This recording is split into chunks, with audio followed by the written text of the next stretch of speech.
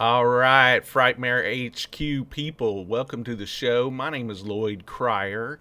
I have my co-host here with me, Charles Doze. What's up, Charles? Hey, Lloyd. And down in the What's happening, Lloyd? Who else is bottom, with us? well, down in the bottom left corner is the always amazing and beautiful and one of the most beloved actresses inside and out of the horror genre, Dee Wallace. Dee, welcome to the show. Oh, what a sweet thing to Welcome, say. Dee. Thank you. I appreciate that. We're so glad to have you. You really are. You're one of the most beloved actresses, and I say that because you're not just an horror genre actress. You've been in so much. Charles and I were talking about it before you joined us, and there's so much out there, and it goes way, way back, to when I was a kid. And I hope I don't make you feel old by saying that, but it Oh, honey, does. I am old, but I'm aging No, younger every Dee. day. You are getting younger. Look at you. You don't look a day over 30. Oh, honey. Does Come it? on, I'm single. Let's go. Let's go. Dee, Well, Dee's younger than me. Like Dee's just like she's going backwards. I'm telling you. Every time I see Dee, I'm like, well, Dee's 5 years younger again. I'm like, come on, Dee. What's the Oh, secret? I'm telling you guys are good for my ego. that's Boy. what we are trying to impress. We are doing Well, our you're best to doing a impress. good job.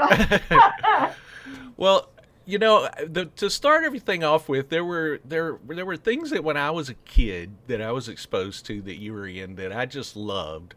Like you had a small role in Man from Atlantis, and I Oh my loved God. that show. That was one of the very first things Yep. I ever did. Yeah. Yeah. And I just loved from Atlantis as a kid. I thought it was the greatest. I would run Yeah. around and act like I Yeah. was Bobby Ewing or whatever he Man was. from Atlantis? Yeah, Man from Atlantis with his webbed fingers, and it was the greatest. And then I was looking through your credits. Bigfoot and Wild Boy was another one that I loved Dear as a kid. God, Lloyd. Don't ask me to tell Bigfoot you and Wild any Boy, I'm telling stories you. from all these things because it's too long ago. I When you know. said Man from Atlantis, I remember being on the beach with the ocean and being with him, and that's about all I've got.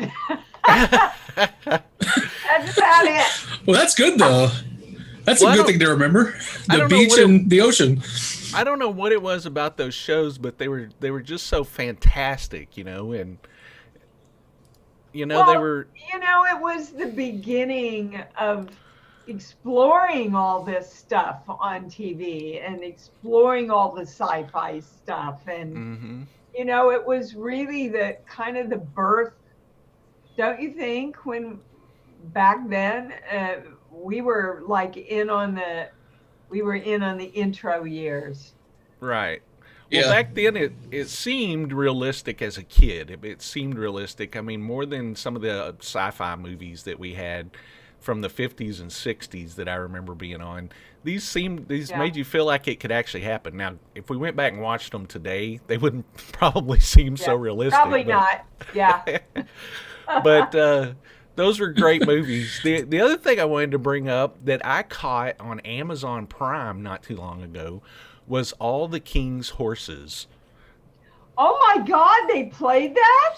It was on Yeah. Prime. Oh, I Yeah. checked this morning and it's not there anymore. But that Oh, movie was on Prime.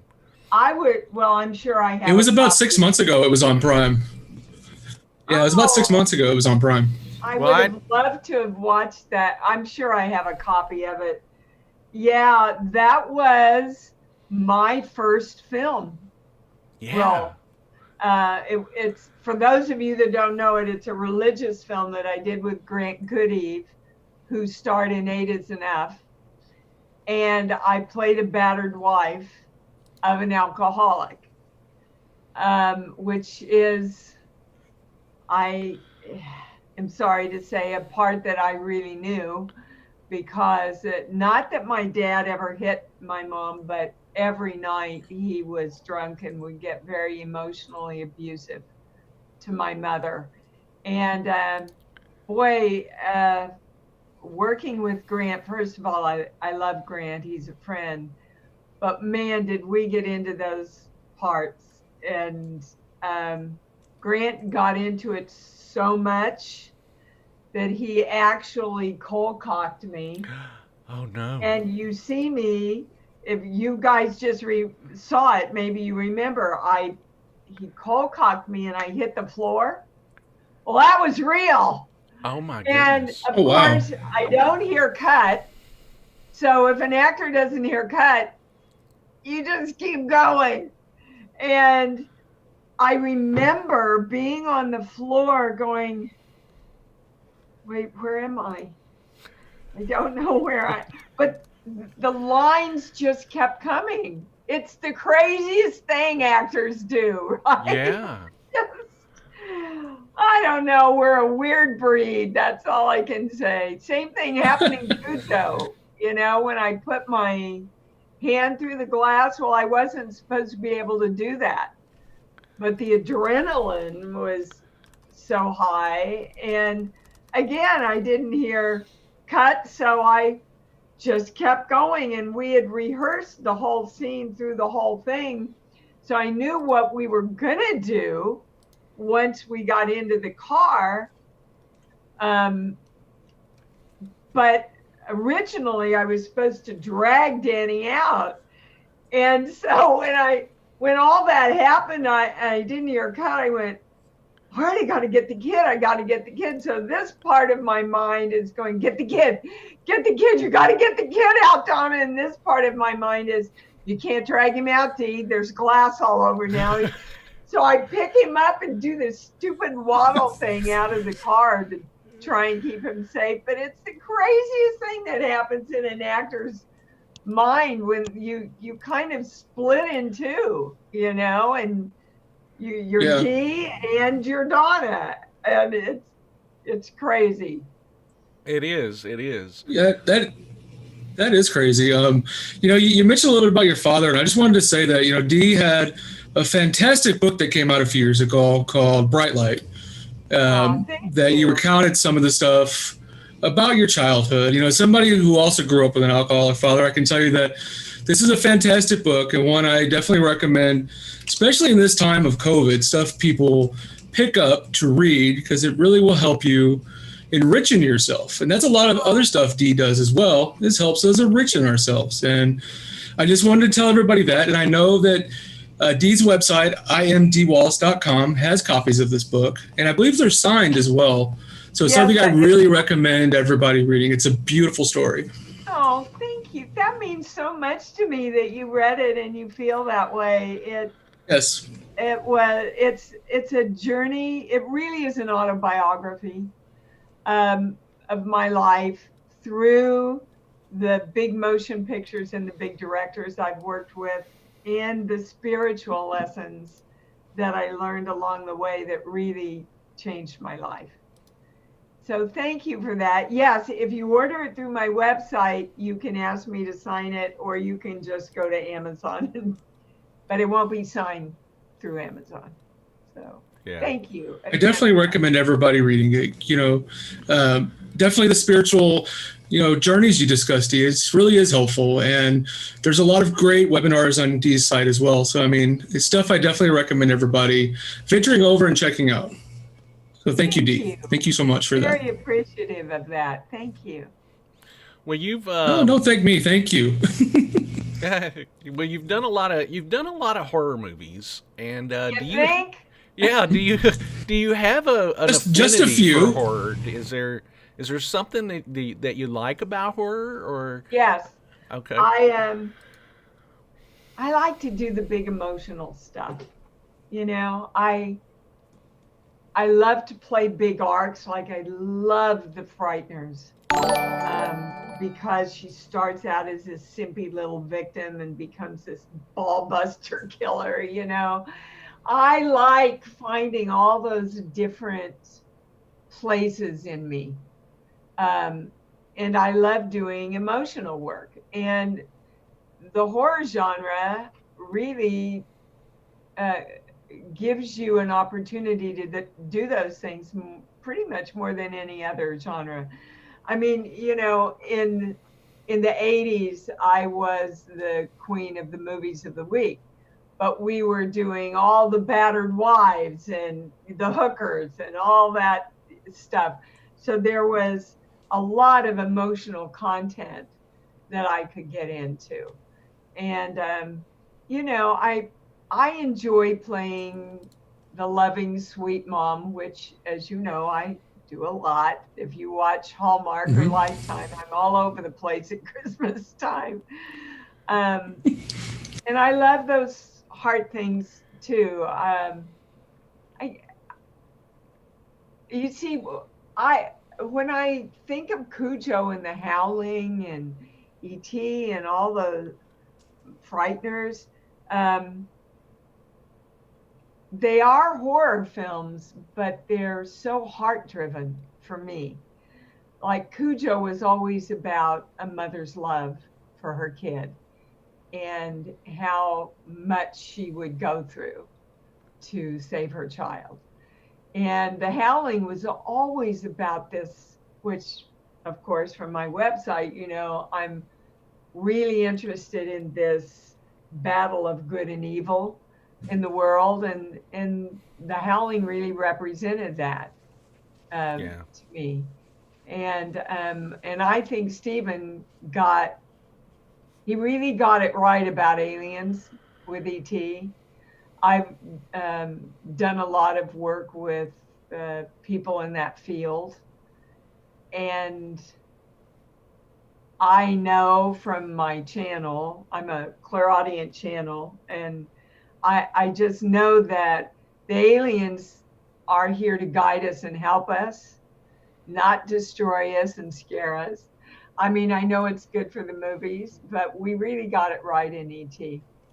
Which is interesting because Yes, you did. E.T. started out as a malevolent alien story. It was called Dark Skies originally, from what I understand. And Spielberg didn't like it once they were through. Once he was through with the script, I understand that he said, "No, this just isn't something that I want to do. I don't want to represent it this way." So it changed to what we have today, and I think that was good. I don't know that story, Lloyd. Ah, Uh, you didn't know that. I don't know that story, and you know the business we're in. Don't believe everything you read. Um, the only story I know is that Melissa Matheson wrote this quite amazing script, and if you knew Melissa and looked at the rest of her work, I kind of doubt, unless this started before Melissa, maybe. I would kind of doubt that Melissa would come in with something really dark, like, Yeah, I really don't think that was hers. I think that was Yeah. he was working on They wanted him to do a follow up to Close Encounters, and Uh-huh. that was supposed to be a Yeah. follow up, and then I think he scrapped it in favor of E.T. is what it was. Well, good choice, Stephen. There you go. Very good choice. But you do Can you you recall reading that screenplay, Dee, and Oh, kind of yeah. like feeling that this is something different? Like you're like, oh, thankfully this is not aliens. This is something that's a beautiful, heartwarming story. Do you remember that? I do remember that. I actually, I had auditioned for used cars. And so Stephen works very, very far into the future. So when he saw me, he said, that's the mom for ET. So they called and offered me ET when it came along. And I said, well, I would love to read the script. And they wouldn't let the script out. And my agent said, Dee, it's Steven Spielberg. Why do you have to read the script? I said, because I have to know that I can give Mr. Spielberg what he needs in this part. And I need to know that for myself. So I had to drive over, I think it was to MGM, someplace over in Culver City. And kind of behind locked doors, I sat there and read the script. And I remember calling my agent. I'm not a real blonde. and said, I don't think this is going to do a lot for me, but I think it's going to do a lot for the world. And I really want to be a part of this. Yeah. Wow. And it still does. I mean, it still impacts people. Yeah. I mean, it's one of the best screenplays. I mean, in my opinion, came out of that time period. It's so beautiful. It's so heartwarming. Absolutely. And Dee, you made it so fantastic. Like you said, being America's mom, but when you act, you feel like it's a genuine motherly reaction. You don't feel like somebody acting. And I just want to tip my hat to all these fantastic roles that you played, Dee. Thank you so much. Thank you. I do have a mother's heart, for sure. It took me 6 years to get my daughter, Gabrielle, who is an amazing human being. They told me I would never get pregnant. And I said, I create my own life, and God and I have a different plan, baby cakes. Took me 6 years, but she's 31. She's a beautiful actress. Her book, Eat, Pray, #FML, has sold over 10,000 copies on the internet now. Wow. You want another good read? Yeah, the apple doesn't fall very far. It's a great millennial book, but all of my healing clients that are 40 through 80 just absolutely loved it. And I'm just really proud. You can't tell, can you? Yeah. But everybody. Well, I know all the press would say to me, how do you play all these mothers, Dee? Because you're not a mother. And I said, well, no, but I had a mother. There you go. And I had a strong, loving, I'm telling you, she's a saint up there. I know it. Everything that she brought her kids through and what she sacrificed for us. And I'm getting all kerflumped, so I'm going to stop. No, it's fine. You guys actually did a movie together, didn't you? Death House? Oh, you and her acted in that together, right? A few movies together. Few, right? Gabrielle and I, yeah. And, she's directed 2 great short films, and I played the lawyer in her last one after Emma, which is winning a lot of awards. So I think she might end up being the director in the family.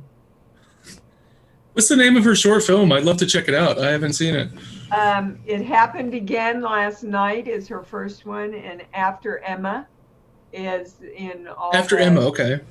Yeah, it's with Amy Smart, who's fabulous in it. Oh, okay. Amy Smart. We'll have to be on the lookout for it. Yeah, it's good. Both of them. I do have a question from one of our viewers. Okay. This is Todd Seeley, and I love this question. What did Dee think of the commercial with Henry Thomas that was a mini E.T. sequel? Well, I think great it was question. really. It is a great question. I think it was really well done, and I don't know. If you'd asked me before that commercial if we would ever do an ET2 or Stephen would do an ET2, I would have said absolutely not. But after that commercial, because they couldn't have done that commercial without Stephen's okay and blessing, and I know from talking to Henry that happened. Maybe they might be laying the groundwork. I don't know. I have such mixed feelings about doing a second one. I kind of wish they'd leave it just a classic, like The Wizard of Oz. Yeah. And Peter Pan. It's very classic. Yeah. You don't want to mess with classics like that. I get what you're saying. That commercial was really awesome, though. They dropped it Christmas morning, didn't they? I think it was Christmas morning. I don't know when they. It was around the holidays. I know that, and it was just like getting an amazing Christmas present on it. Yeah, it was really well done. It was beautiful. It was. Yeah. It was beautiful. I'm not going to say it did bring a little tear to my eye because I do love some E.T. It's a beautiful story. Yeah. But I'm like Dee. I love the commercial, but I don't know about a sequel. it's kind of hard when you want to do a full-length sequel to something like E.T., you know? It's hard to click all the right boxes again, you know? If anybody could keep, you know, the class and the worth of the first one, it's Steven. And once you make a sequel, I think it kind of diminishes the power of the original one. Now, I would, except for The Godfather, I think the sequels to The Godfather were really great. Yeah. So it can be done, but it does change the impact of the original one, I think. Yeah. Well, back to malevolent aliens. I've got to talk about critters. I love critters. Critters. Did you see the new one? I haven't. Critters Attack. It's cute on sci-fi. Cute? Yeah, it's cute. I saw. It's not the same thing, is it? They did like a serialized short, like 3-minute. No. It's not that one. No. This is a film made for TV, for sci-fi. Right. And we shot it in Cape Town, South Africa, which I've been blessed to go to twice now to shoot. You know, I come in maybe 3/4 of the way through. It's much more, it was interesting because they told me I'm playing the same character, but I have a different name. So I don't know if there were some legalities. Well, that's fun. Yeah, there probably is what was going on. But, you know, I come back as this crite buster, ball buster, taking out all the krites. And it was fun for me to get my teeth into. Okay, well, now I'm excited to see that. I remember your name was... I wasn't aware you were in this. Her name was Aunt D in it, too. Yeah, Aunt D. She's Aunt D. Aunt D. And Helen was that's nice. It filmed in... Helen was my name in the original. Yeah. Well, I saw it. I don't think I realized it was supposed to be the same character. I just saw Aunt D, and I'm like, oh, it's Aunt D. This is great. Yeah. Perfect name. Yeah, I didn't have to stretch so far. You know, every time they said D, I went, yeah. So that's me. We had a lot of fun. And gosh, guys, if you put it on your bucket list, if you've never been to Cape Town, you want to go. Okay. So beautiful. I've actually been to Cape Town. I've been to Cape Town. It's actually amazingly beautiful. I remember the monkeys running around Cape Town. The monkeys would steal your stuff. Yeah. Charles is a kind of watching you do it. Charles travels all over the world. I like to travel. Yeah. So, I don't know if you were aware, but the Critters is actually based on a true occurrence called the Kelly Hopkinsville encounter. You should look that up. It's very interesting. Bunch of guys out in the country. They were, I don't know, we'll just call them rednecks. How's that? Bunch of rednecks out in the country.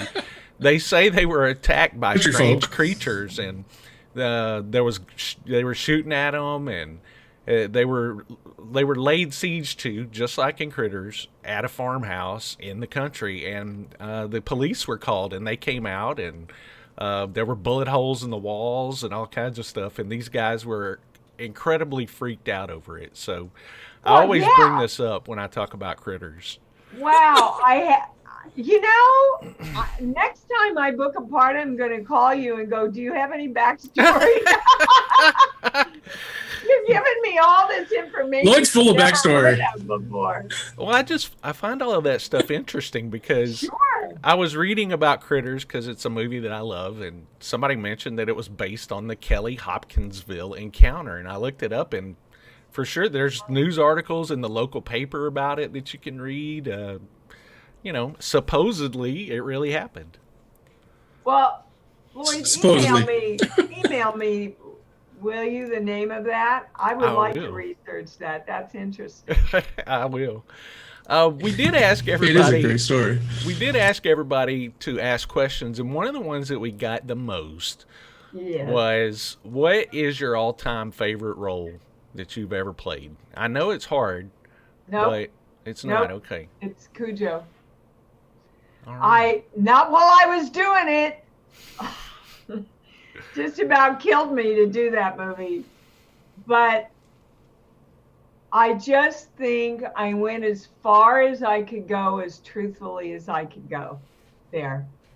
And I'm just really proud of my performance. Of course, I love E.T. and I adore the Howling and the Frighteners, but Cujo just asked me to go further than I think I ever knew I could. Did you spend? Did you actually spend a lot of time in that car, or is Oh that? dear God, if I never see another Pinto, it'll be too soon. Yes, we spent weeks in that car. And everybody thinks, oh my God, how did you deal with the heat? We were freezing. It was Northern California in late November and December, and rainy. It was a challenge some days to get the shots off, but Louis Teague and Jan de Bont, what a team. And they would just come up with these amazing ways to shoot, because you had to be really creative shooting that much in a car, you know? Yeah. And I thank God to this day that I got Danny Pintaro as the kid in it, because that kid, it was like working with another adult actor. He was amazing. He was amazing, yeah. In the movie, I've read. shows he was amazing, as you were as well. Thank you. And I've read that they treated you for exhaustion after that Yeah. performance. Is that correct? Yeah, 3 weeks. And I'm You still on adrenal supplements because I totally blew out my adrenals. People don't understand that your body and your brain don't understand that you're acting. So your body goes through the same chemical reactions and stress that you would if you were really in fight or flight for 8 weeks, 14 hours a day. Nonstop. 14 hours. I mean, you've got multiple shots. You're working with animals and kids. You've got so much going on. I can't imagine being in that kind of a situation. Well, just trust me. It just about took everything out of me. But I'm really going to trust you on that. Yeah, I'm really proud of it. Did you? Well, you should be, because I mean that is an amazing performance. It really is. Thank you. I understand there were several Saint Bernards used in the shooting of that. Oh movie. yes, 13. Yeah. Well, there were 13 dogs and people that played Cujo. There was a stuntman in a dog suit. There were 2 labs, black labs, that they brought in. I don't think they ended up doing anything in the actual movie, but you see, all of the dogs were trained to do different tricks. Like one was a jumper, and one was a growler, and one was a digger. And so they had to have all of these different dogs trained for different tricks. And also they had to have several dogs so you didn't overwork the dogs.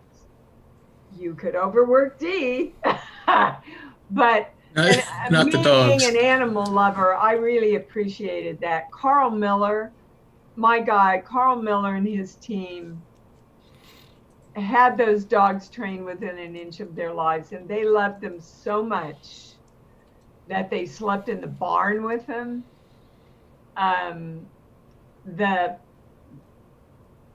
The scene where, you know, the dog rams his head against the car, that's all intercut between the stuntman and the real dog, which never hit the car with its head, and a head that was on a spring load. Uh, the editor for Cujo should have won an award. The big attack scene. I had begged Dan Blatt, our producer, to let me do my own. And he was gonna. And then the morning of, he came to me, he said, Dee, we've changed our mind. If you get hurt, we go down and there goes the money and I just can't risk it. So that big 5-minute attack scene is me and the stunt man and the stunt woman and the real dog all intercut, and I can't even see where the cuts are. And so the stunt woman had the dog's toy around her neck. And when she leaned forward, that was the dog's cue to attack. And as soon as she pulled back, the dog would pull back. That's how incredibly they were trained. So they did this whole thing and they got it in one shot. And Lewis said, yes, cut, we got it. And the stunt woman went, great. And nobody had a hand on the dog. And that dog came forward and bit the tip of her nose off. Oh, my goodness. Oh, look. Wow. She's fine. She's beautiful. Everything got fixed. But, Dan said, see, that's why we don't feel good about actors doing scenes like this, because you just never know. And it wasn't the dog's fault. He was doing what he was trained to do. Sure. Yeah. It was just an unfortunate moment of excitement, and nobody had the hand on the dog. Well, Stephen King tweeted like you're saying, back in January that he was thinking about how great Dee Wallace was in Cujo. That was one hell of a performance. Did you ever? Very generous. He said often I should have won the award or been nominated for the award for that. He's very, very kind and generous with it. Yeah, you should have. No, I agree with him. Thank you. Unfortunately, they just don't. They're just starting to open up their acceptance of horror films now. You're right. With The Quiet Place. Like you said, Quiet Place, so good. Oh, I love that film. But yeah, like you were saying, the editing is so great in Cujo, like you're saying. I mean, you can't see, any of that mixture. And I know the editor was Neil Travis, and at least Neil Travis eventually won an Oscar for Dances with Wolves. But I agree with you that he should have been nominated for Cujo because it's so well done. As are you. You should have been nominated as well, Dee. Thank you. Great flick. I love Cujo. And it's one of those movies that you can go back and watch to this day, and it's still incredibly good. You don't get tired of it. You can live through that movie again and again with Cujo. Well, thank you. It's like trying on you. Like you can feel it. Like when you watch Cujo, you can feel it. Like you're like just glued to it, and you're just so emotional with that movie because you just feel so bad for the story. Like anything like that always gets to me, where the characters are trapped and they have nothing they can do. And it's not like today when you got a cell phone. Back then you're stuck in a Ford Pinto. Yeah, the battery would have had to die today on the cell phone. Yeah. So the Howling remake of Cujo would be like 3 minutes long. You person picking up the phone, calling 911. Somebody help me! Get out here right now. Exactly. The end. The Howling. Yeah. I love The Howling. I really love the special effects in The Howling. I think that Bottin did a fabulous job. Fabulous job on those. And such a nice man. Such a nice human being, Rob. Well, he's a god to us that love horror movies. Bottin is a god to us. And if you see him ever soon, please tell him that we all think he's a god and we worship him, because I will. I haven't seen him, Lloyd in years. I understand but I would love he's to. kind of a private person, so Yeah, he's very quiet and private. Yeah. yeah. What else about that movie, The Howling, can we talk about? Because you had Robert Picardo that played Eddie Quist, right? Was that his name? Yep. Quist. Yep. And the way the movie ended with you transforming live on TV, I think that was pretty incredible to me because was there any kind of symbolism meant behind that about you transforming live to a big national audience? Symbolism. Not that I am aware of or that we discussed. Mm-hmm. I can tell you that originally it ended with me doing that big yell and then cutting to everybody's reaction. Originally, the film ended that way. And after they showed it to all the audiences, everybody wanted to see me change into a full werewolf.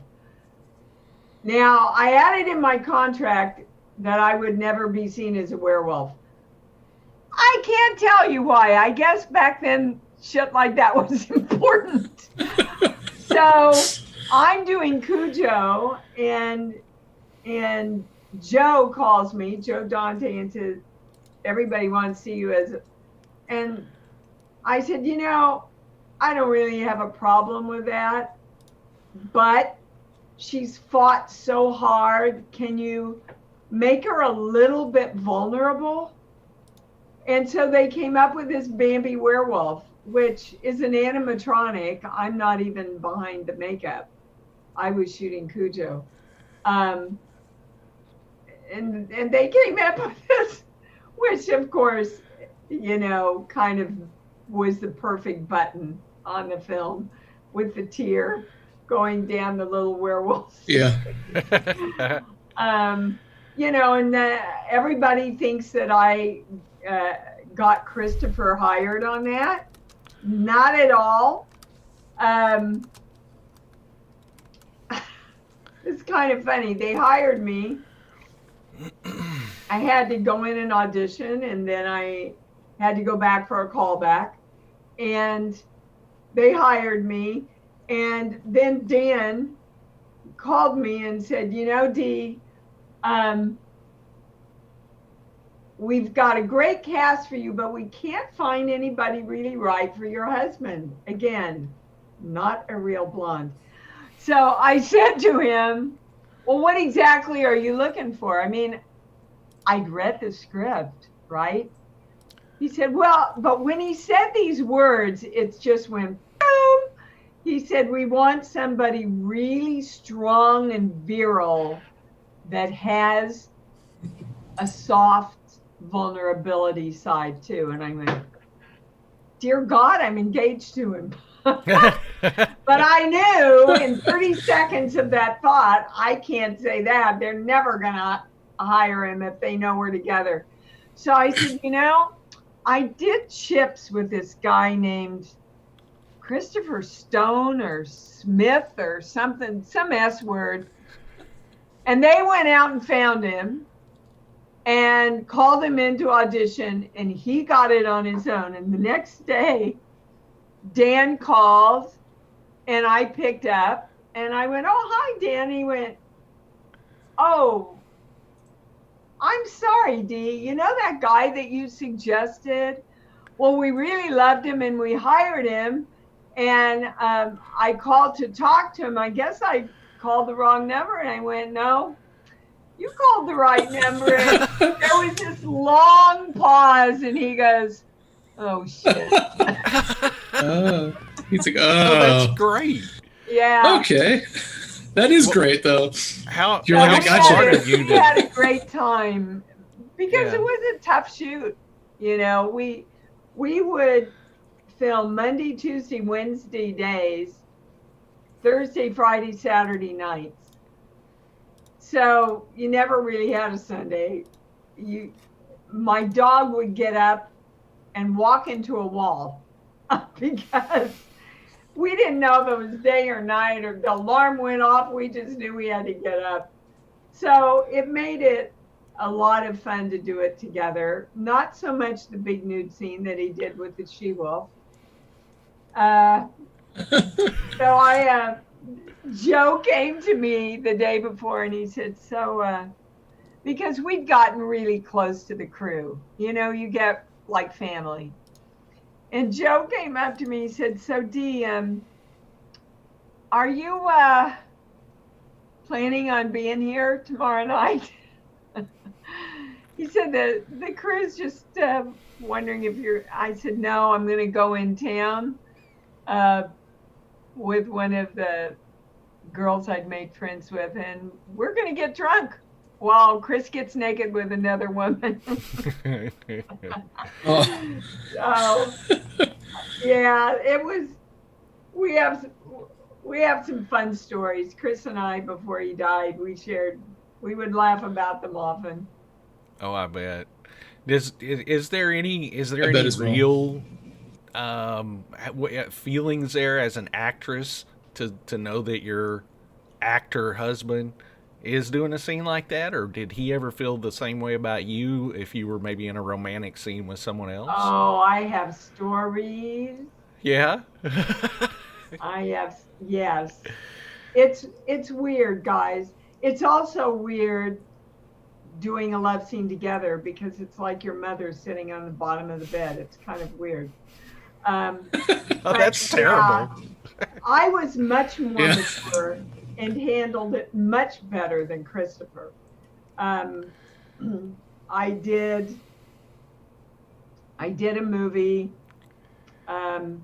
where I had some nudity, and it was a dream sequence love scene. So it wasn't really a love scene. Well, let me get a pen so I can write down the title to this movie. No, Lloyd, no. I'm not going to talk. So Christopher calls me the night before and he says, I don't want you to do that scene. I can't handle you doing that scene. I said, what the hell do you mean? I handled it when you did the Howling. And he said, yeah, Papa, I can't. I just don't know if we can stay married if you do that scene. Oh, my goodness. Oh. And I said to him, I wouldn't give me that alternative if I were you, Christopher. He's like, I'm going to do what I want to do. At 1 a.m. in the morning, God love her, my shrink, got on a three-way with all of us to work out how he could be okay with us. And what we came up with is the hard part for him was having to think about it and wonder about it until the film came out. So the deal was, if the director was willing to show him the dailies, then he could be okay with me doing it. And the director was, and so we did it, and that's how we worked it out. But I thought it was really interesting that and what he had to do was 20,000 times more graphic than what I had to do. Well, that makes sense because that's exactly how I would imagine it. The guy is definitely going to be more jealous than the lady in the relationship. Yeah. You could have knocked me over. I was so surprised because he had done so much nudity and stuff in his career, but it was a whole different thing when his little pupper was going to go out and do it. But he cared about you, so that's good. But when you're in the business, you can't do shit like that. Well, yeah. You have to trust each other.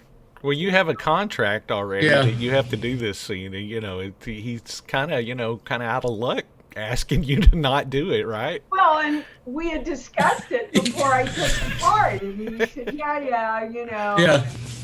And I had say over the final cut, and so I was protected, but it was just that because he knew what he'd done in the past, you see. Well, what did it? We act all big and tough. Yeah, we can handle that. We can do it. Yeah. It's fine. And then as the date starts to approach, what's happening is in our head we're going, "Wait a minute, that's my girl. Oh, Somebody else." That's my That's my woman. girl. Exactly. And we get That's a little, my lady. get a little possessive, but well, that's good though that you guys were able to work it out and find a way through Yeah, the you shrink, think? right?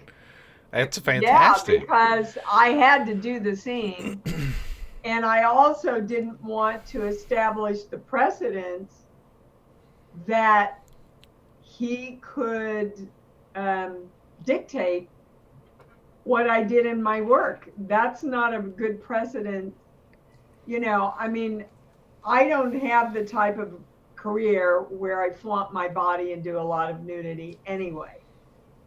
But this, I felt, was not gratuitous and needed to be in the film. So that's how we worked it out. Thank God for my shrink who got up at 1 a.m. to do this with me. Us. That's a great story. We Yeah. of course we're getting a lot of questions about I bet. Rob. Well, no, we're getting a lot of questions about Rob Zombie. Oh, Rob. You're yeah. so funny. You've done a lot of work with Rob, and I really love Lords of Salem. I don't think that movie got nearly enough praise and recognition. I think it was masterfully done. Such a great movie. cast in that. Masterfully, yeah. Such a great cast. Very well cast. So good. Yeah, you played a witch with Judy Geeson and the girl from Rocky Horror. I'm forgetting her name right now. I'm sorry, but Gosh, me too. Put me on the spot. Patricia Quinn. Patricia. Quinn. Patricia Quinn. Patricia Quinn, yeah. Yeah, and I had done Halloween with Rob, and it was all Steadicam and improvising, and everybody brought their shit in, and it was just a big playground. I went, oh my God, I can't wait to work with Rob again. Well, Lords of Salem was very different. The camera was on sticks, and I'm working mostly with two English actresses who don't improvise. And so it took me a few days to get my legs under there. And then we started a little bit loosening up so that I could bring in some ideas, and which Rob is always open to. Always. I adore Rob. I adore Rob and Sherry both. And but the interesting thing of Lords of Salem, in the beginning, I come off as this kind of cute Cupid doll, right? And then we give her to Satan, and I'm sitting in my dressing room, and I'm going, ooh. And this is what happens when I know something's not right. It's sort of like bugs start crawling all over me, and I'm sitting there going, oh my God, I can't play her this way for the rest of the film, because that was a whole facade that I was doing, right? And I ran up to the set and to Rob, and I went, Rob, look, I don't think I should look the way I've looked.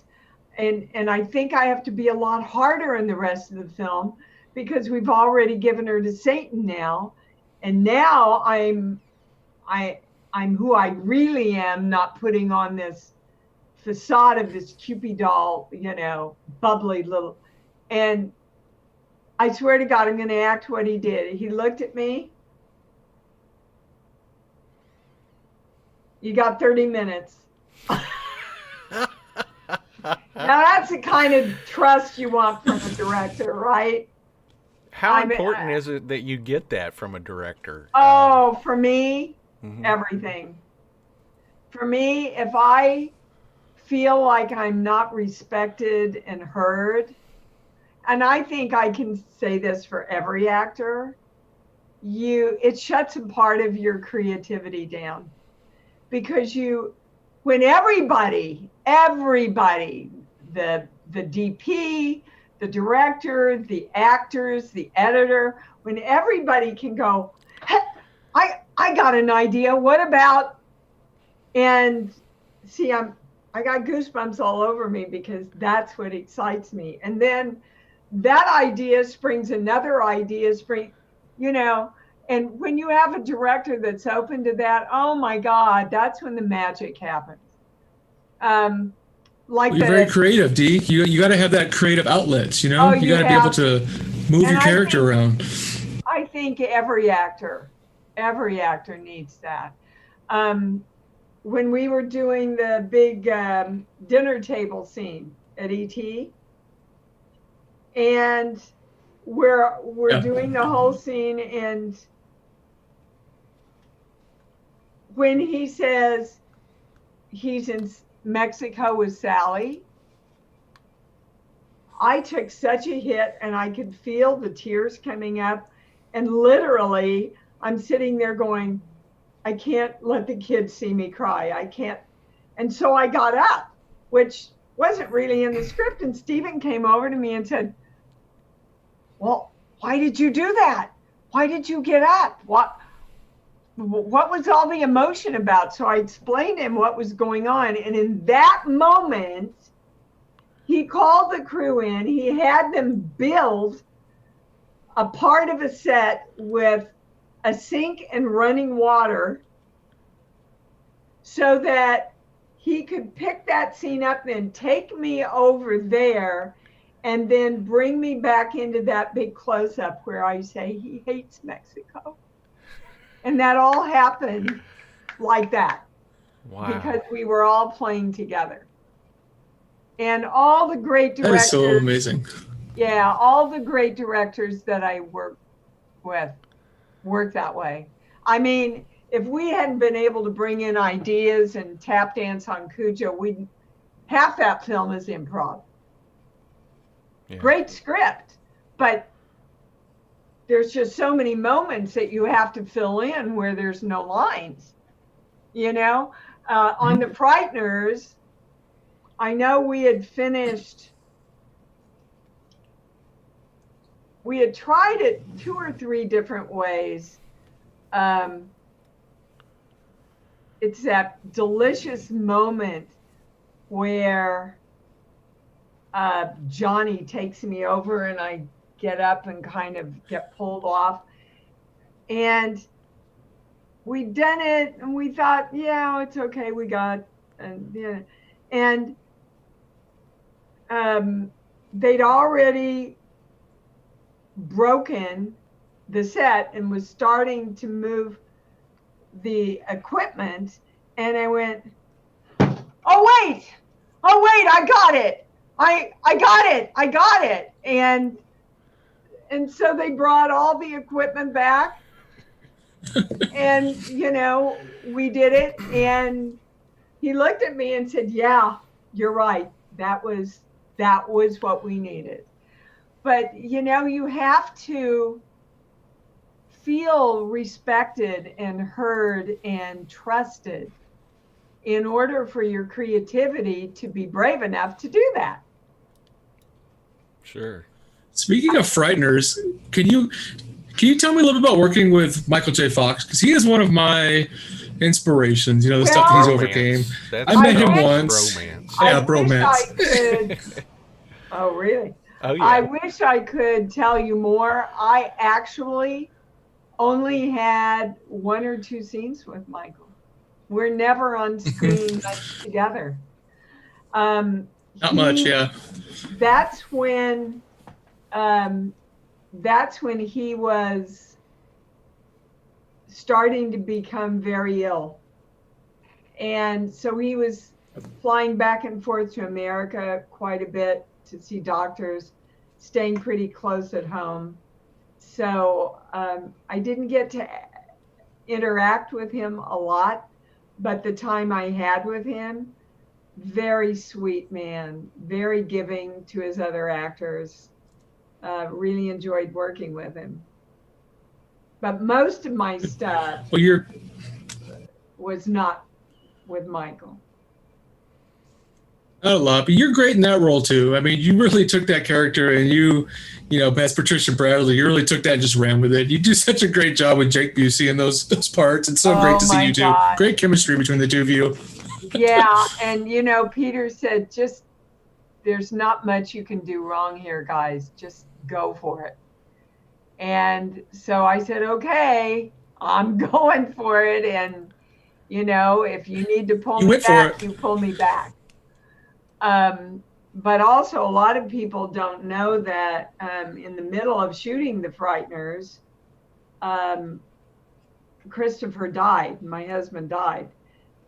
First, he had a heart attack. So I flew back, and we all thought he was fine. And he said, honey, go back, finish shooting. You've got to finish shooting. So I flew back, and 4 days later, he got up and a blood clot hit his heart, and he was gone. So I flew back again. That's so sad. And I put his service on and took my nanny and my kid. And so I was back and forth between New Zealand and LA, which is halfway around the world, 4 times in 2.5 weeks. I didn't know whether I was coming or going. And when I got back, they took me to my hotel room, my apartment, and I took a shower,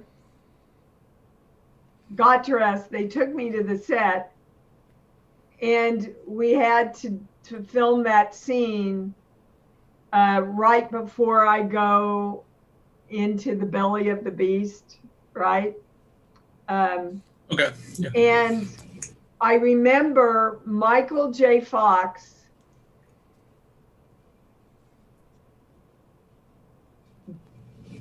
dying and hitting the floor. I remember Michael leaving, and when he hit the floor, it was Chris. That's how out of it I was. So I finished shooting that day, and then our wonderful producers took me to this incredible, you know, they're very into natural healing down there. And I walked in the door and she said, oh my God, I can't even work on you until you got no life force, Dee. There's no life force coming out of you at all. So she laid me down. She used gems on my chakras, which, you know, I was doing my healing work kind of back then, but hadn't really played around in that stuff and worked. And I'm telling you, by the time I walked out of her office, I felt like I was a new person. It was crazy. It's amazing. And then they had a couple of girls that every time I came off the set from doing a scene, I had to take these homeopathic drops. And, you know, at the end, Peter and the crew get together when the actors finished and present them with a beautiful little gift. And Peter said, you know, Dee, we never thought you'd be back. They had created a whole plan so that they would shoot me from behind, and they had matched me already. And I said, you know, guys, that wasn't the way I was raised. My mommy told me, you take a job, you finish it, and you do the best you can. Well, I don't know that I could have survived that kind of trauma, much less go back to work after something like that happened. So it was a huge blow. He was my soulmate, for sure. So sad, Dee. That's so sad. You are an amazing woman, though, Dee, and you continue on to this day, you know, brightening all of our lives with everything you do. And we're so appreciative you joined us today. Well, you're I from have had such a great time. You're from Kansas, right? You're originally. Yes. Do you consider yourself a Southerner because you're from Kansas? Kansas City, Kansas. That's how we say it. Yeah. And all my relatives Yes. came from the South Okay. and migrated up to Kansas. So, yeah, if I'm around anybody that says y'all, I just start saying y'all all the time. You slip right into y'all. I have That's Lloyd. actually both my cousins and all their extended family live in Dallas and the surrounding area. Is that right? I didn't know Yeah, that. so I'm looking forward to seeing Amazing. you again and getting together with them the next time. But I really want to honor you, Lloyd. I know this was not an easy decision for you to postpone this. And I just really want to honor and thank you for taking into consideration the attendees and the stars' health and welfare, around this decision that you made. So thank you. Well, it was difficult to I put know. it together, but it was, to put the change together twice. We had to postpone twice now. Yeah. But it wasn't difficult when you think about the cost of human, the human cost of people having to Yes. come to the show and get sick. And that's just a no-brainer. There's no way in the world you can do it like that. But we can't wait to see you again. You've been a favorite of ours at Frightmare for many, many years. The first year you came, you met my mother. And do you remember that? I do. And He's a feisty little sucker. she was feisty. She wanted to set up a booth at my show and sell some kind of berry juice or something. Acai, or how do you say that? Acai or Yeah, acai, I think is how you say it. Asherberry, yeah. Yeah. Acai berry. acai Yeah. berry. She wanted to set up a booth and sell that, and I said, "Mom, you can't do that. It's a horror convention." And then she went and told on me to you. And you, when I came by, you went, "Lloyd, you're being an asshole to your mother." Hey, I'll always stick up for the moms, Lloyd. What can I say? Well, I think you made her life. She got a rebate check when she bought E.T. on videotape, and they sent this. It was kind of it had the E.T. art and everything, and it was like a $10 rebate check or something, and you signed that for her, and that was her favorite possession forever. Oh, So how sweet. she Thank you for loved you so sharing that with much. me. Yeah, she did. She loved you so much, and there's so many questions here from all of the fans. I did want to just say one thing. Tracy Flowers has been posting a whole bunch. She's going to meet you at the next show. I think this is her Yay. first time to meet you, it looks like. And she said she cried when she saw you were going to be there. She's such a Aw. wonderful person / actress. I may cry when I meet her. So I just wanted to mention Tracy for saying that about you, and she's so excited, so I wanted to bring her Well, up. Tracy, we're going to have a big party at Texas Frightmare, Yep. and I've got big hugs for you, baby. And we're going to find out what movie that was she did nude, and we're going to play No. that at the convention. How's that? Stop it. We'll play in the lobby. We'll just shoot it in the lobby when everybody walks in. We'll be like, there she is. There's Dee. Yeah, let's just make a great Dee's here, everybody. billboard about, hey, no publicity is bad publicity, right? There you go. There That'll you be go. Dee's backdrop at the show. It'll be that scene from the movie. Yeah. It'll be Dee. D's ass. And the only photos. There you Yes. go. And the only photos. The only photos Dee signs is of Dee's ass. That's it. Well, it's no big thing, Well, Dee, that's why we love you, because you're so fun. Thank you, Dee. You like Yep. to laugh. You like to have fun, and that's what life's all about. Let's laugh and you let's bet. have fun. Yep. And we are. We're going to have a big party, and Dee, it's going to all be in Dee's hotel room. So get ready, Dee. Well, you got to get me a big suite then, Lloyd. Uh-oh. Let me check my finances here. Let me see. I'll get back with you, Dee. Let's see. Yeah. Nah, you know me. I'm pretty easy keep. You are. You've I, always been a I'm pretty fantastic easy guest. keep. And So so friendly. I gotta say, you're definitely one of the friendliest guests that we've ever had at the event, and I meant oh, that at the introduction. Yep. You are beloved. I hear that phrase so many times. They always call Dee the horror mom. yeah. So we're so happy that we have She is the horror mom. mom. I wear that badge proudly, by the way. Good. I was wondering if that ever bothered you Good. that you No. play a mom a lot. Nope, it doesn't. I mean, I've played astronauts and hookers and all that, but to be the scream queen mom, I wear that badge very proudly. Thank you. Yep. I just watched Alligator 2 Good. recently as Oh, well. dear So. God. You have too much time on your hands, boy. We have too much time right now, Dee. That's all we do. Hey, I just watched you in something called Runaway Daughters on the Rebel Highway TV series. So, if you remember that. Too much time on you. Yeah, I remember Runaway Daughters. Yep. Yeah. So, there you go. I was the queen of the movies of the week in the 80s. I just went from one to one. And back then, were the days that if a director worked with you on an episodic and you guest starred, you knew that you were going to do that show again the next season and the next season and the next season. Now they've got this stupid rule that if you've done the show, you can't go back and do it again. I think it's so stupid. But anyway, times do change, don't they? I used to love that when yes, they in the do. day when people would come back and play a different character in the same did show. Murder, She Wrote, I think 7 times. Isn't that something? Yeah. Yeah. And I was told, Lloyd, that you did Chips too. You were on Chips as different characters. I remember watching Chips and I was like, Dee's back, but not the same character. I'm like, it's Dee again. And that's where I met Christopher.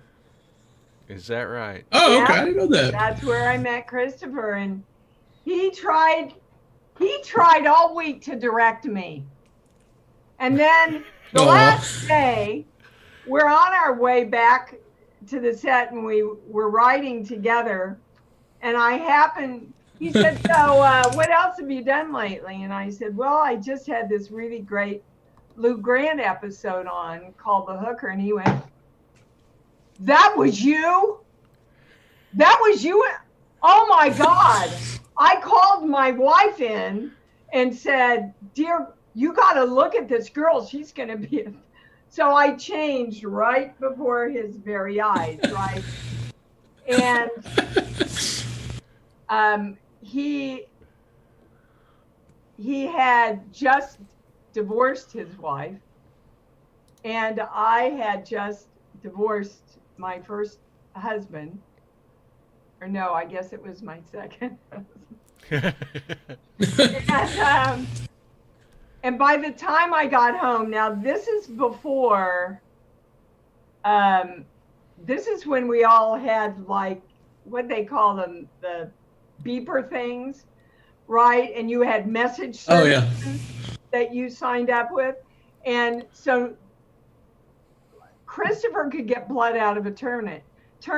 Somehow, before I got home, he got that guy at my message service to give him my address. And by the time I got home, there were 24 roses waiting for me at the door. Oh. Aw. Yeah. They call those stalkers now. Yeah, those are stalkers nowadays. So he called me and he said, well, I'd like to take you to dinner. And this was on Thursday, tomorrow night. And I said, I already have plans, I'm sorry. And he said, well, about Sunday? And I said, I have plans, but we could do it Saturday. He said, well, I have a card game. I said, all right, well, just call me the next week. Well, he said, he took a beat and he went, never mind, I'm giving up my card game. I'll pick you up at 7. And that was it. That was it. We weren't apart from that day on. He knew He was on me every week to marry him. I lasted for 9 months, and then I went, hell, okay. Aw. You're like, fine, let's just do it. We were married 18 years before he died. Yeah. This young generation doesn't understand. That's how we used to do things back then. We would pressure you until you just gave up and married us. Well, now it's stalking me. And, He dined me. Yeah, awesome. He did everything to me, and I went, I can't fight it. I can't fight it anymore. I just, yeah, he could get something from, I'll never forget the first time I went to Vegas. Now, you have to understand, I'm from Kansas. So come on, let's go to Vegas. Sinners go to Vegas, right? So he takes me to Vegas. The first time I tried the slot machines, I hit the 3 7s. I don't want to go to Vegas to a slot slut in about 5 minutes. And then he says, okay, I want to take you to a show. You have to see shows in Vegas. So I went in and got ready, and I came out, and here's Chris in his long white caftan. And I said, you're not going to wear that down to the performance. Yeah, just watch, honey. So we go down to the guy, and he walks up to the guy and goes, takes out $200 bills, slips them into the guy's hand. Nobody says a frickin' word, and he walks us to the front table. I guess he thought he was some sheik or something. I don't know. I was about to say, was he like a sheik? I mean, he looked like I can see him with this caftan just. Yeah, he looked like a blonde god anyway, but oh my God, that was just Chris. He was fun. He was out there, and like I said, he could get blood out of a turnip. Well, no wonder you fell in love with him. He sounds like an amazing man. He was my best friend. Cherish the moments you guys spent together, and it's so great to hear those stories. We appreciate it. Well, before we let you go, we don't want to keep you too long because we've gone well over an hour now. But we have. Look at that. Look at the time. It's just gone. It's because we're so good together. We're just so good together. It happens. Time flies when you're having fun. Why not? We want to mention your website again. It's iamdeewallace.com. And what else can we mention for you? Well, my website's really pretty much dedicated to all my healing work that I do. Like I said, I'm a clairaudient channel. So you're not going to find a lot of my movie buff stuff on there. But come visit anyway. I think you'll find a lot for your life there. I've got 3 movies coming out that we got in the can right before quarantine. Yes, they're all horror films. Yes. And she knew the question we were going to ask. And I have a Sunday call-in show every Sunday. You can find that on the homepage at I Am Dee Wallace. You can call in and ask any healing question, like, I don't know, where's my block in money? Why can't I have sex? I mean, the channel will answer anything for you, but it's geared toward that. And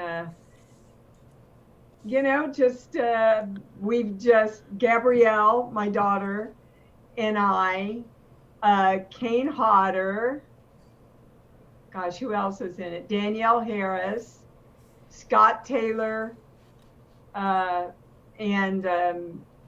Scout, Taylor Compton, and Barbara Cramden. I had this idea when COVID hit, let's just make a little short film for our fans. So we did it. It's almost finished. And I think we'll probably just uh, just release it for, fans, just to say hey and keep in touch, but it's called Stay Home, and Okay. obviously kind of a horror parody on the COVID thing. Maybe Okay. you don't want to stay home.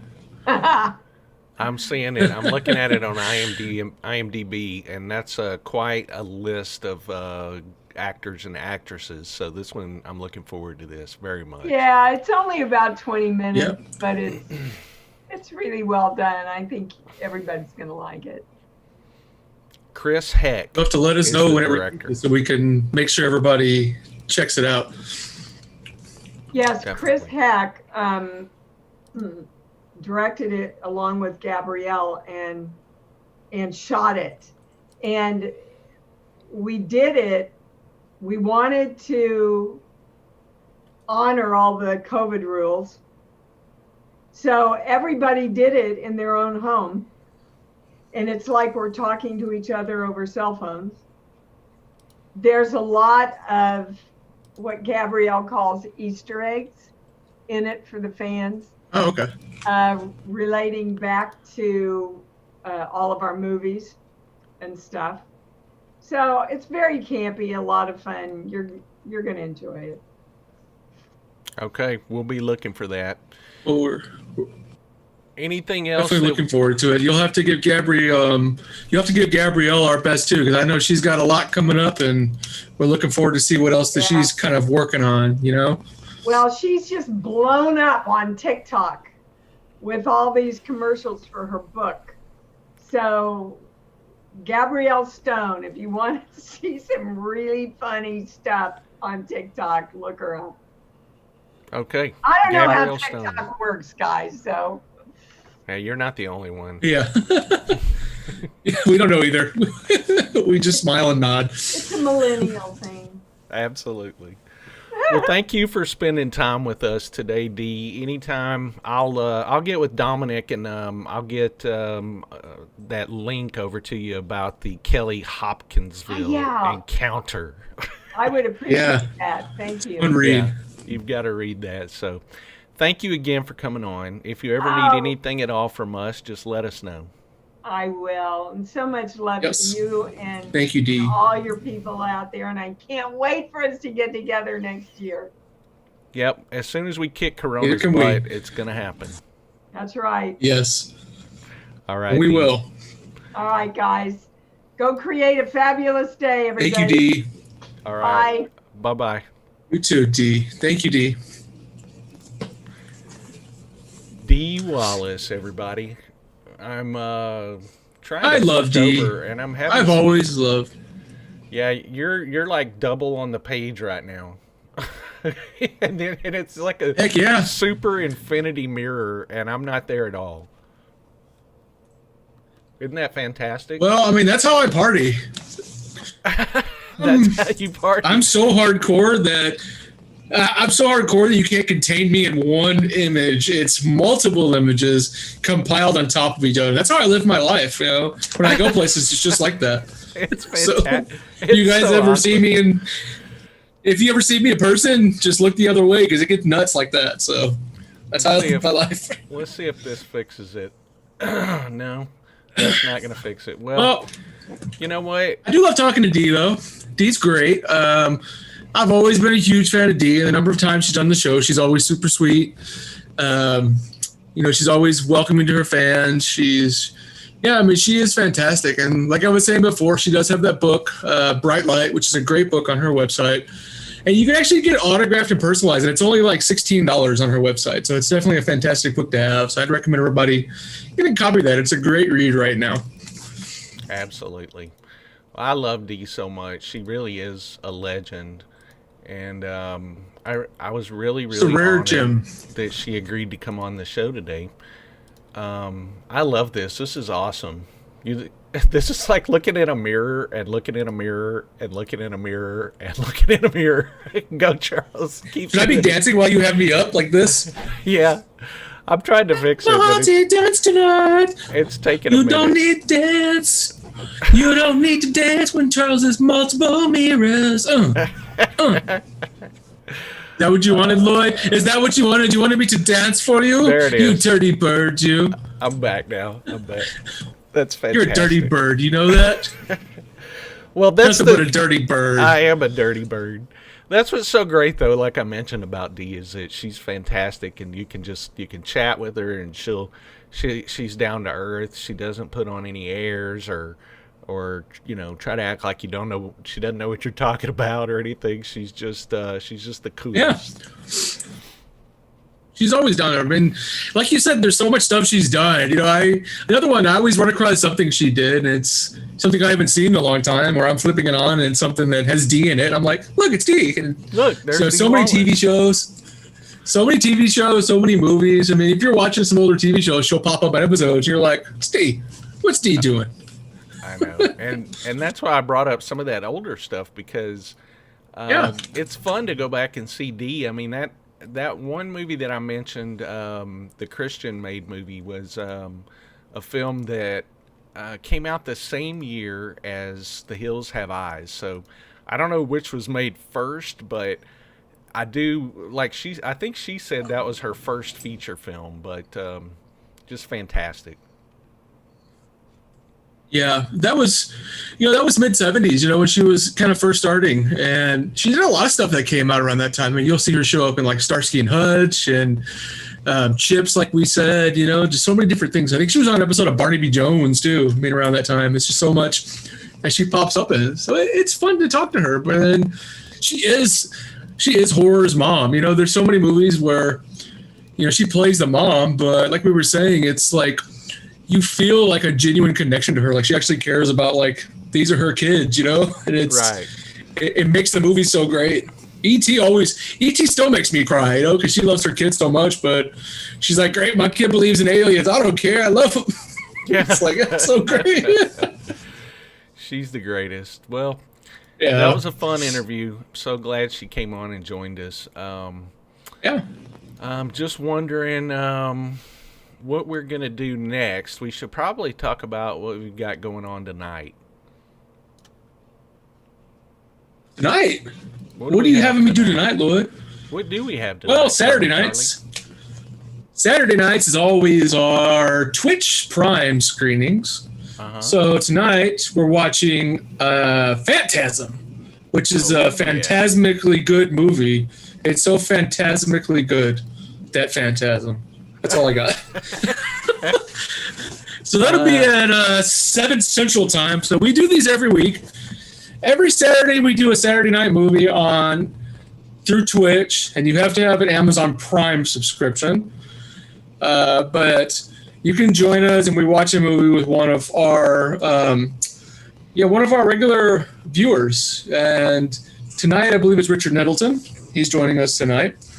And we just watch a movie together. And if you haven't joined one before, it's pretty easy. You just jump on 7 Central. We don't start right away. We kind of chit-chat for a while, and then we just kind of watch a movie together. Yeah. But if you do have a Prime as well, you can become a Twitch subscriber, right, Lloyd? Isn't that free through Prime? Yeah, if you have a Amazon Prime account, you can subscribe to our channel and get some goodies, like exclusive emotes, that kind of thing, if you are a Twitch person.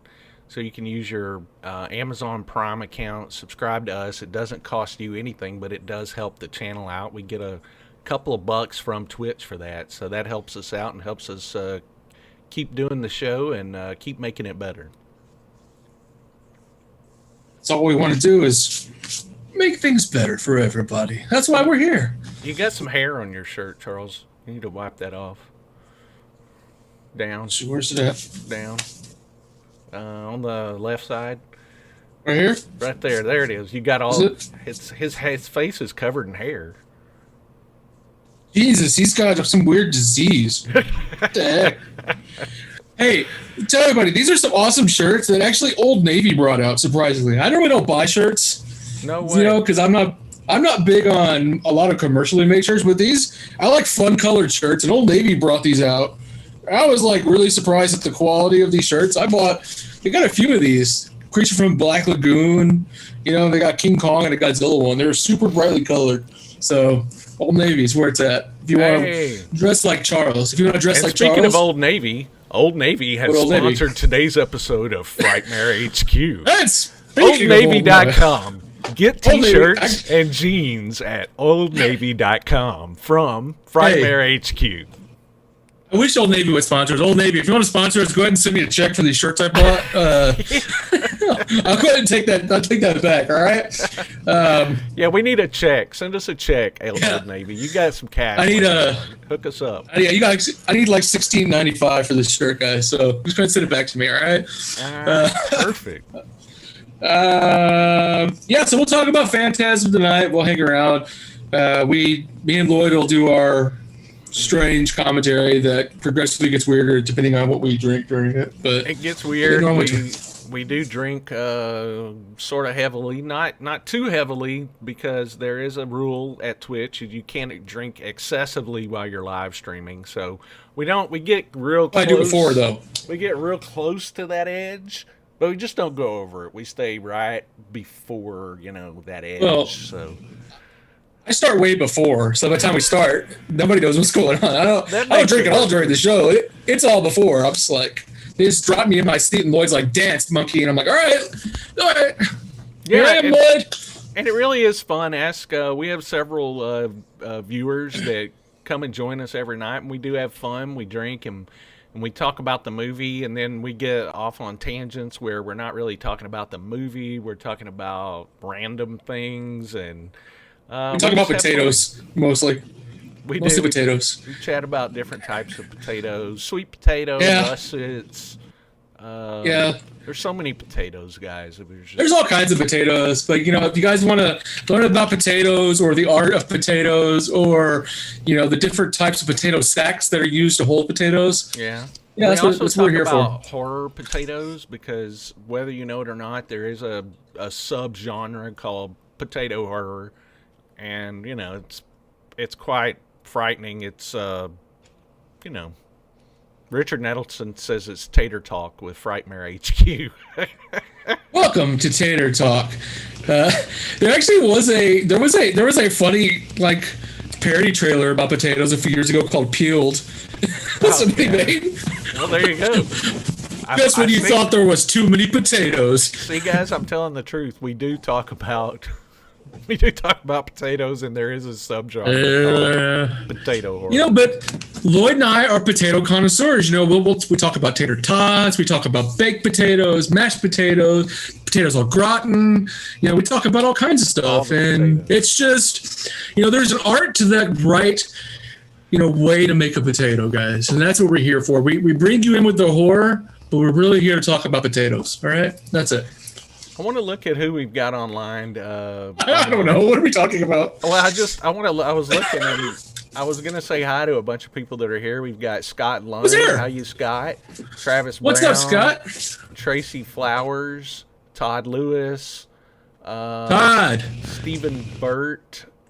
Charles Eduardo Gonzalez is here with us today, all the way from the UK. Who else do we got? Adam Richards is here. Raven and Violet is online with us. I know, but Alchemy Ash. Travis said his dad makes potato cakes, so we got to get some of those from Travis. I'm just saying. I've had potato cakes. Do you ever put syrup on potato cake? Cakes? I put syrup all over my potato cake named Lloyd. Do you like syrup or I like jam? I like sorghum myself. All right, I'm a sorghum kind of guy myself. All right, sorghum. All right then. Sorghum. Eduardo Gonzalez is here. Did I say our? What's up, Eduardo? Eduardo asked, "What kind of potato is best for making vodka?" I don't know. Vodka potato. Whatever kind of potato you can get. Use a Chase Original. I don't know. Whatever kind of potato you can get. Really, I think it's just whatever kind of potatoes that exist. Scott I don't know. Says his wife is Irish, and we know potatoes. Oh, I'm about to say they know about potatoes. Potatoes. Irish people know about potatoes, and you know what? If we need a special potato, he's coming on to teach us about these potatoes. All right. Oh boy, sweet potatoes. We kind of sound like You're a sweet potato. We kind of sound like the guy from Forrest Gump. Instead of shrimp, though, we're talking about potatoes. Hey, you can make sweet taters, and you can make russet taters and baked taters and fried taters, or you can get some of them biggins. Give me one of them biggins, like sling blade. Some folks call it a tater. I call it a potato, but it's all the same. I like my potatoes with mustard and salt. That devil's ham. Hey, good. I think I see a pecker in there. I like a traditional Irish potato pancake myself, but it's all right. You can broil it. You can bake it. You can saute it. You can bake That's it. what You Todd can Lewis dish was saying. it. You can double in it. It's good. What are we talking about? What the hell are we even talking about? What has happened? I'm talking about deviled ham. I think I see one of them peckers in there right now. I like peckers myself when it comes to deviled ham. Oh my God. Once in college, we carved shot glasses from potatoes to take vodka shots from it. It went downhill from there, Adam Richards said. It sounds like it. Wait, you carved shot glasses for potatoes and take vodka shots? It went downhill before it started to go downhill. As soon as you started carving potatoes.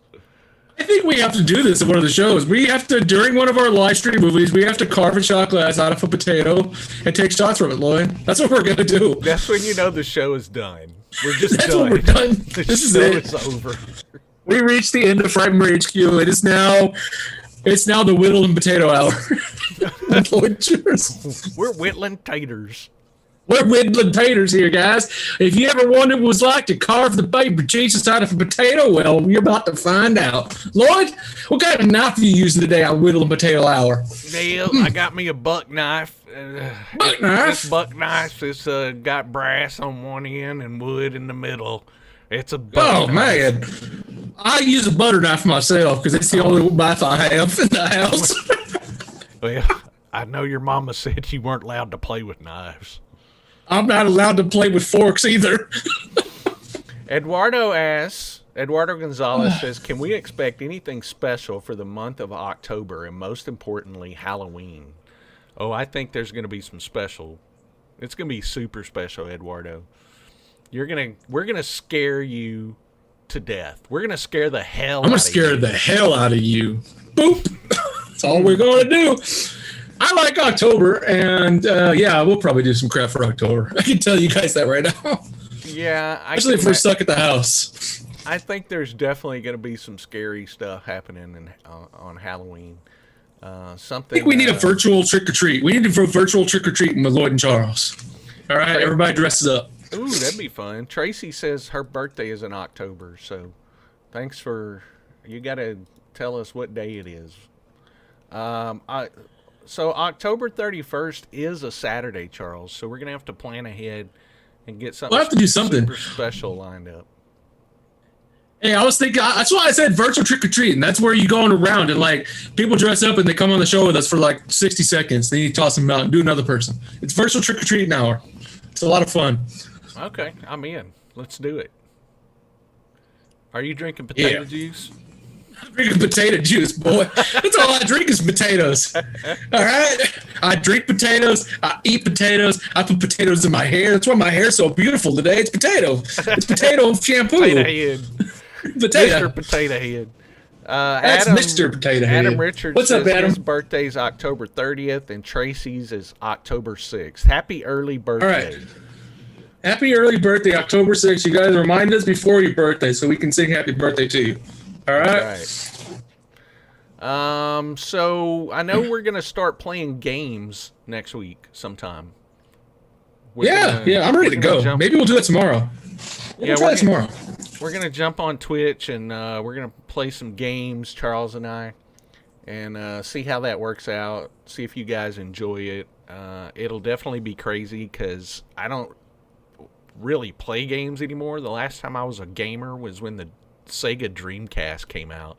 So if that tells you anything, that's a long time ago. So We're gonna play. We're gonna try to play some well, I games. still play games, so Well, that's good. At least one of us knows what they're doing. But no. Let's backtrack that because I don't actually know what I'm doing. I don't know what I'm doing. I just occasionally turn on the PlayStation and go, "What the hell kind of game is this? This is for ragamuffins." This is I'll turn this off. Stupid game. I hate this game. I hate this game. I want some side-scrolling action here. Hold on. I'm like, come on. Travis Brown already says what time. I don't know, Travis. We don't think that far in advance. We're just like, hey, you want to play games? Yeah, okay, sounds good to me, and then we do it. That's how it's going. We don't plan stuff out. Obviously, we just kind of show up and we're like, all right, let's do it. Todd Lewis says, press the A button on the controller, Lloyd. Lol. I used to play Resident Evil a lot on Sega Dreamcast. I also had the light gun, and I used to play House of the Dead. That was a lot of fun. And oh yeah, I used to hustle kids to the arcade in House of the Dead. Did you really? I did. Also, there was a Ring game that I used to play on, like the movie Ringu. No, it was a Ring game. That was just pregnancy test, Lloyd. It wasn't a game. That was a pregnancy test. It wasn't a game. I wonder why everybody was like, "You're positive, Lloyd." You're like, yes, I won. Yes. I'm very inspirational, and I think positive thoughts about a lot of things. Yeah. All right. Well, we'll do that. Other than that, what else? Wednesday, we'll be back to our normal Wednesday night show of a spotlight in the year of horror. I don't know what year we're up to because last week everything exploded. So, yeah. 19. Yeah, everything went crazy. We kind of had a little bit of craziness. But you guys, if you want to see something funny, go to last Tuesday's stream and watch us struggle with. I think we got it. I think we kind of got it fixed though after we shut it down and started again, and things worked a little better. But we did still have some issues. But it was fun. We had a good time. Yeah, I think we had fun. I lost my mind for a little bit, but it came back. Yeah, I got a lot of input on that. Everybody said they had fun. They laughed a lot. So thanks for laughing at our pain, everyone. We was a great show, and you guys just laughed at us. Yeah, we're here for you guys to laugh at, not with. You got to laugh at us. Laugh at us, yeah. Not with us. Frightmare HQ, the most inept live stream on the internet now. Do they know what they're doing? We don't know. What's going to happen this week? We don't know. The computer blew up. Is it going to be technically proficient? We don't know. We don't know what the hell's going to happen. Whatever happens, happens. That's right. And we don't have a producer here. I'm the producer as far as when things look like on the screen. That's all me. So if you're laughing at that, you're laughing at me. And so that's okay. I just hope you guys are entertained. It doesn't matter. We are, and I have to roll with it because, like Lloyd said, he controls what's on the screen, but I can't see what's on the screen. So a lot of times I got to figure out what Lloyd's looking at. And if something breaks, I'm like, "What are you talking about?" Charles, don't you see it? Look at YouTube, and of course YouTube has a lag. And he's like, "I don't see anything, Lloyd." And I'm like, "Oh no, we're so screwed." We just roll with it. All right. I don't know. That's it, I guess. That's it. Until we come back tonight. Yeah, join us tonight, 7 p.m. Lloyd. Your potato juice. Yep, me, Lloyd, Charles, and Richard Nettleton. We're going to watch Richard Nettleton. Richard Nettleton is phantasmatific. Ooh, yeah, when he watches Phantasm with Lloyd and Charles today. Ooh, ooh, ooh. That's my song I wrote for Richard for tonight. Wow, that's awesome, Charles. Yeah, it took me like a year to write it. Just in the off chance that he actually did the show with us. It took me a year. Travis is going to bring pickle juice tonight. Travis, stop drinking so much. I know you drink like a fish. I need you to slow down. I need you to be responsible, Travis. Travis, you're going to turn yourself into a pickle. You're going to be Pickle Travis. And then what are we going to do with Pickle Travis, all right? We're going to have to feed you to like a seagull or something, and then I'm going to feel bad.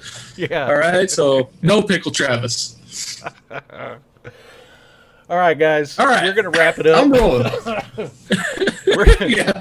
We got 3 hours to get good and liquored up before we got to come back. So that's right. We got to start drinking, everybody. All right, guys. Thank y'all for joining us. We did have a great time with all of you today. Thanks for coming on. You make our days, and you make us, thanks everybody. Make us laugh, and you make us smile, and we enjoy spending time with you. We do. We laugh, we cry, we smile, we have flatulence. It's all because of you guys. We love you guys. Shut up, Charles. I'm trying to end the show.